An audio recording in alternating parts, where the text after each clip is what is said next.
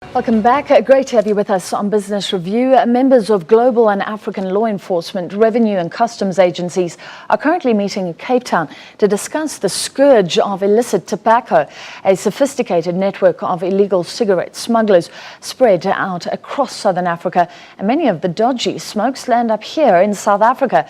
South Africa listed among the top 5 illicit markets globally.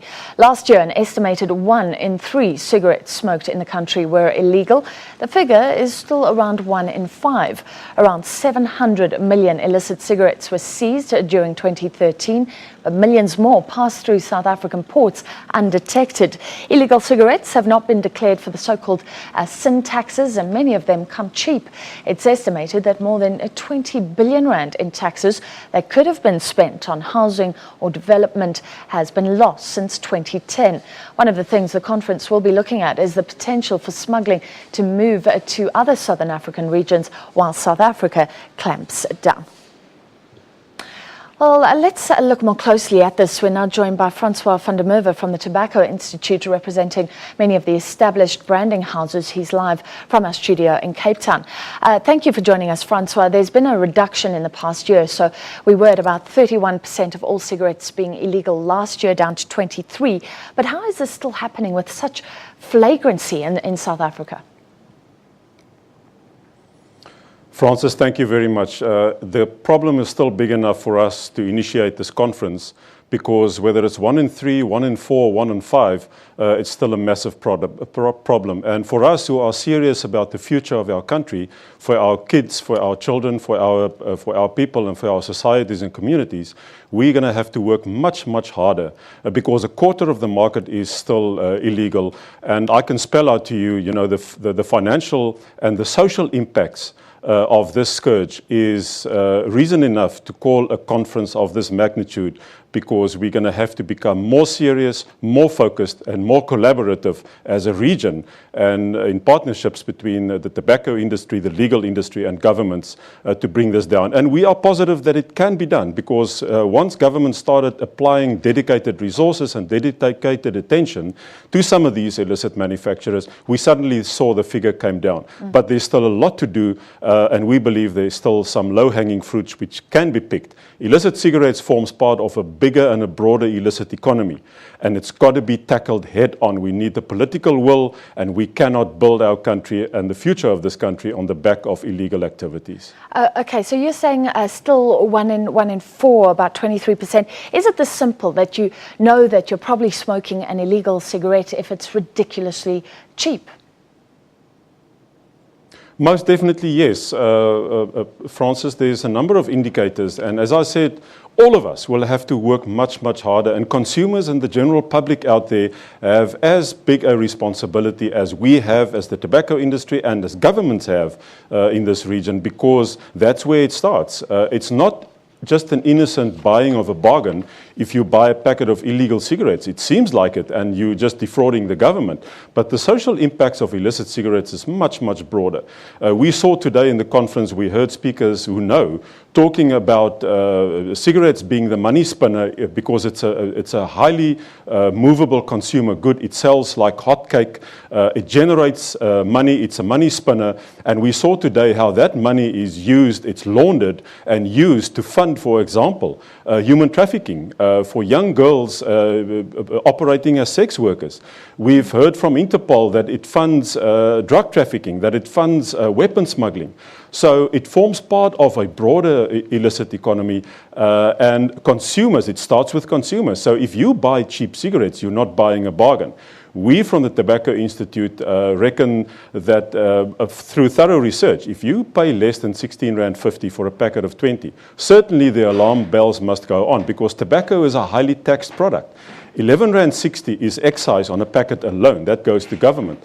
Add another 2 Rand on a price of 16.50 for VAT, then you're at 13.60 Rand. So certainly, if you pay 10 Rand for a packet of cigarettes, it's certainly below the tax threshold, and it's clearly illegal. And that funds organized crime, it feeds corruption, it erodes investor confidence in our country, it paints our country and our region Francois, with a bad reputation. I need to get another question. We want investors. We need. You're concerned, obviously your members are also concerned because this is cheap competition as well. And I do need to touch on something. Increasingly there is a concern that there is this unintended consequence that the big established brands are helping to fight this, but they're also working with the main law enforcement agencies, and that's creating some incestuousness. BAT has been accused of spying on competitors. Should we be worried about the relationships that are forming in this fight against illicit cigarettes? Francis, in South Africa and in our region, the illicit efforts are all done through TISA. So companies don't do these things on their own, number one. Number two, there's a lot of allegations flying around, and it's a typical tactic from those who operate in the illegal market to deflect the attention away from them by accusing the so-called bigger brands. TISA's members are big and small. And there is no such a thing as cheap competition. We welcome all competition as long as the playing field is level, as long as all brands comply with government regulations and on all brands taxes are paid. So we do not mind competition, but what we do mind is an unlevel playing field where some brands on the market are not compliant and do not pay taxes. And against that, we will keep fighting. And we must move away from the allegations that are flying around, because as long as the playing field is level, brands should fight it out on their quality, on their pricing, and on their brands itself. Where do you stand on the taxes? Because many people argue that the sin taxes are so high that it increases the incentive for these smugglers. Well, the higher the taxes, the more the incentive for the smugglers. You're absolutely spot on. And that's why we disagree with the global efforts by the Framework Convention on Tobacco Control to drive a tax threshold of 70%. In South Africa, we have 52% tax threshold, which means that 52% of tobacco products go to government. The other 48% is shared between the value chain players. But our National Treasury has been very sensible over the past 7-8 years to maintain the threshold at 52%. Yet it is the highest in the region, and that's why we find that products are smuggled into South Africa, because if you evade the 52% tax here or the R11.60 excise per pack, that is your profit margin. So taxation plays a huge role, and that's again where government and industry needs to work together to find the optimum level where government gets what it's due to get and the legal industry can still maintain its volumes, pay its taxes, invest in this country, and build this country to make it a better place for all of us. And so we're the lucrative market, we attract a lot of smugglers, but we're clamping down. And apparently there is this effect where the smugglers will then move to the other territories. Are the other countries already complaining about that? Absolutely, yes, because all the countries around us are involved. There's either a source country or a destination country or a transit country.